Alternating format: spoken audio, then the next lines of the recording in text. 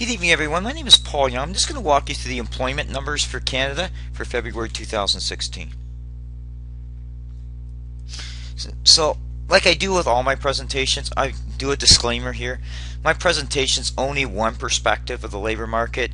There's other sources out there that you're more apt to look at, Stats Canada, the banks, anybody else to get another perspective of the economy and what's going on in the job market. So I will illustrate the stats, but as I always tell people, it's up to individuals also take a holistic view of other data sources. This is a little brief bio about me. I'm a CPA, CGA by trade. My background is in academia, industry, and financial solutions. My agenda will really be discussing the employment stats and what's driving it.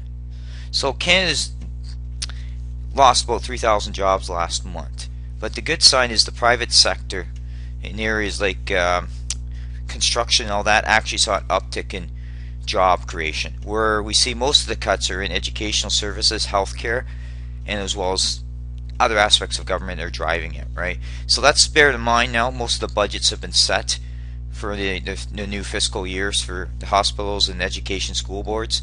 Because of that, they're also looking at elimination of jobs, and that's what you're seeing here as well when I get into more further discussion.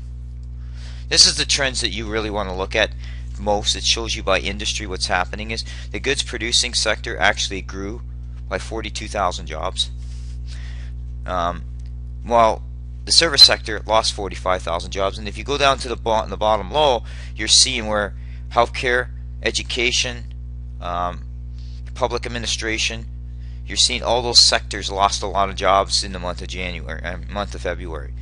That tells you a couple things here. Is if government holds funding to educational based on budgets, it then puts pressure on those school boards in those hospitals to manage their cost structure, and what ends up happening is cuts are forced. And I'll show you in the next few slides what actually is the outcome. So basically, we've seen nurses positions eliminated in hospitals like Toronto General, Toronto Western, Mount Sinai, and even St. Joseph's Healthcare. These are legitimate pressure points for hospitals that rein in costs, so therefore you're seeing positions eliminated. They are showing up in the numbers you're seeing in the healthcare services area. Educational cuts, same thing. We're seeing declining enrollment.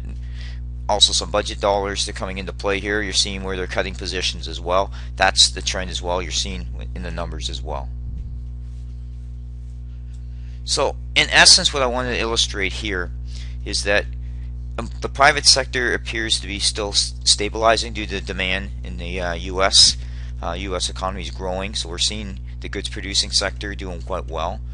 But now we're seeing in governments, as they rein in their spending to get control of their deficits, we're now seeing the pressure points put onto the hospitals, and we're seeing cuts being forced there. So that's the thing that you need to be kind of understand the gravity of what's going on there. It's also a key issue too, is we're producing teachers, we're producing nurses, we're producing new grads. Now the job market itself is going to be very, very tight over the next few years, especially for people trying to enter it. So this is something to bear in mind as you're starting to make career choices for some people too, as well as you rethink out your career prospects. So this presentation was kind of give you an overview of employment to understand what the trends are. Thank you.